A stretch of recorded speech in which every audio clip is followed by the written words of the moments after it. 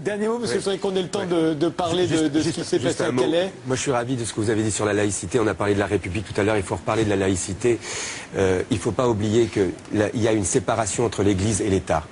Donc tout ce qui est du domaine du culte doit être discuté à l'intérieur du culte, et tout ce qui concerne les lois de la République doivent être discutées par l'État. L'État n'a pas à se mêler de fixer les signes distinctifs d'une religion. Y compris sur la voie publique. Et surtout sur la voie publique, c'est pas son rôle dans la République, c'est pas son rôle dans l'État. Simplement un mot par rapport à ce que disait Tariq.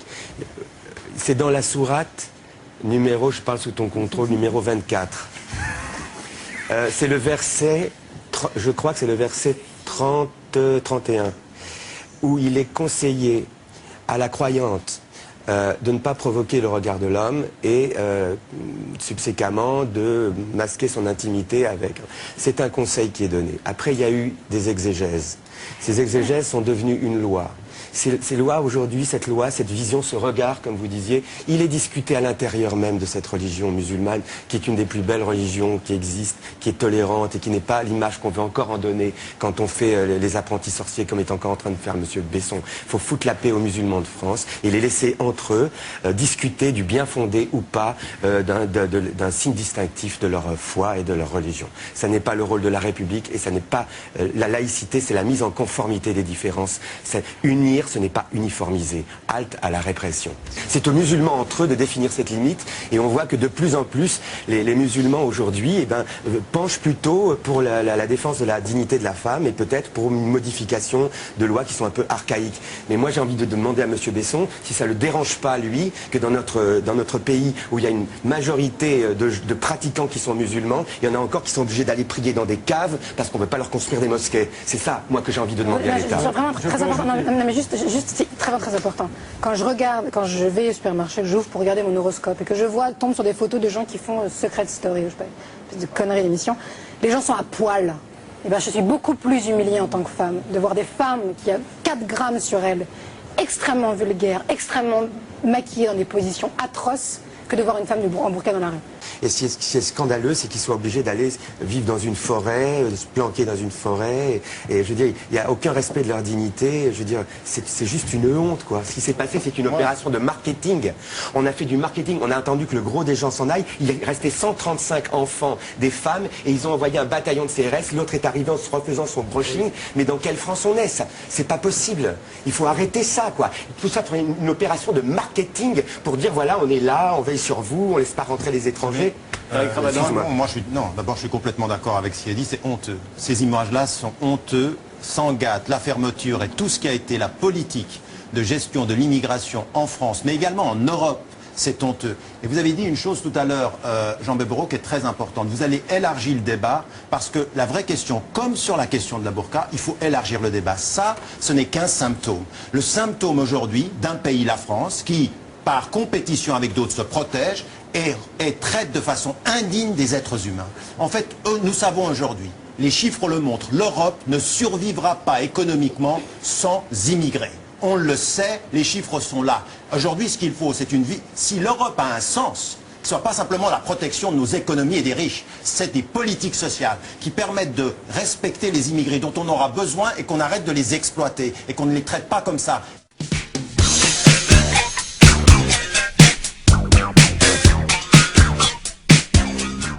Simplement un mot par rapport à ce que disait Tariq. C'est dans la sourate numéro, je parle sous ton contrôle, numéro 24. C'est le verset, je crois que c'est le verset 31, où il est conseillé à la croyante de ne pas provoquer le regard de l'homme et subséquemment de masquer son intimité avec. C'est un conseil qui est donné. Après, il y a eu des exégèses. Ces exégèses sont devenues une loi.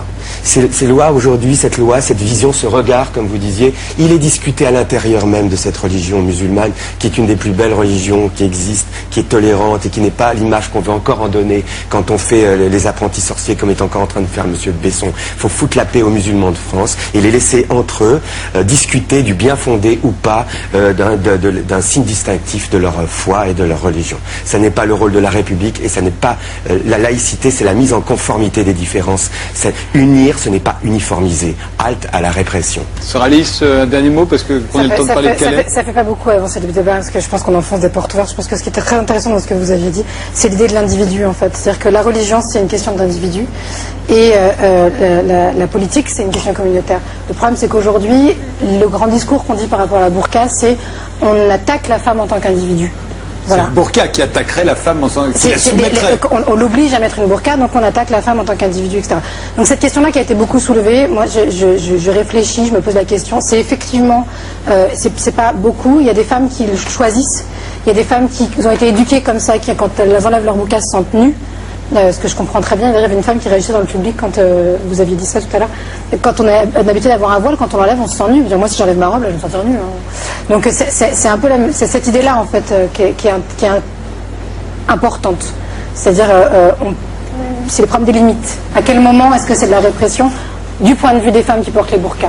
Voilà, mais il ne faut pas c'est pas Monsieur Besson de le dire. C'est pas Monsieur Besson de dire où est la limite. C'est aux musulmans entre eux de définir cette limite. Et on voit que de plus en plus, les musulmans aujourd'hui, penchent plutôt pour la défense de la dignité de la femme et peut-être pour une modification de lois qui sont un peu archaïques. Mais moi, j'ai envie de demander à Monsieur Besson si ça le dérange pas lui que dans notre pays où il y a une majorité de pratiquants qui sont musulmans, il y en a encore qui sont obligés d'aller prier dans des caves parce qu'on ne veut pas leur construire des mosquées. C'est ça, moi, que j'ai envie de demander. C'est vraiment très important. Non, mais juste c'est très important.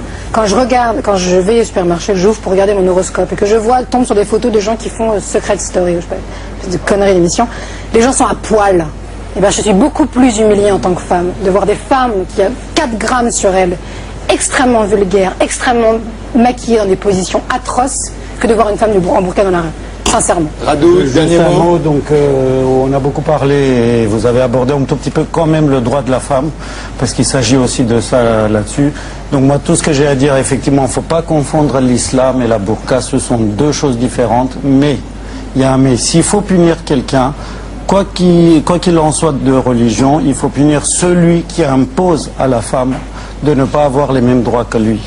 Donc, si on impose à la femme de porter une burqa contre la volonté de la femme, ça me paraît répressible. Mais ça, c'est interdit par la République.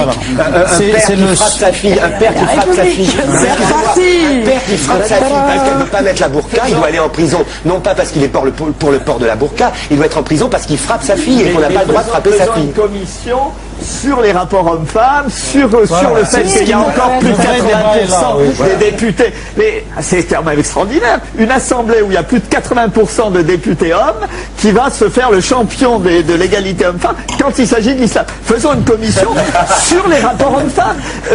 Les gens qui luttent contre les violences conjugales vont vous dire que c'est chez les cadres supérieurs qu'il y a le plus de violences conjugales. Bon. Et ça, on n'en parle jamais. Donc faisons une commission sur les vrais problèmes et pas sur l'étude des choses. Vous l'avez vu dans le soir 3, des cars de CRS sont évacués ce matin. La jungle de Calais, c'est-à-dire les campements de fortune où stationnaient environ 700 à 800 migrants, des Afghans en majorité, qui attendent une occasion de pouvoir passer clandestinement en Angleterre.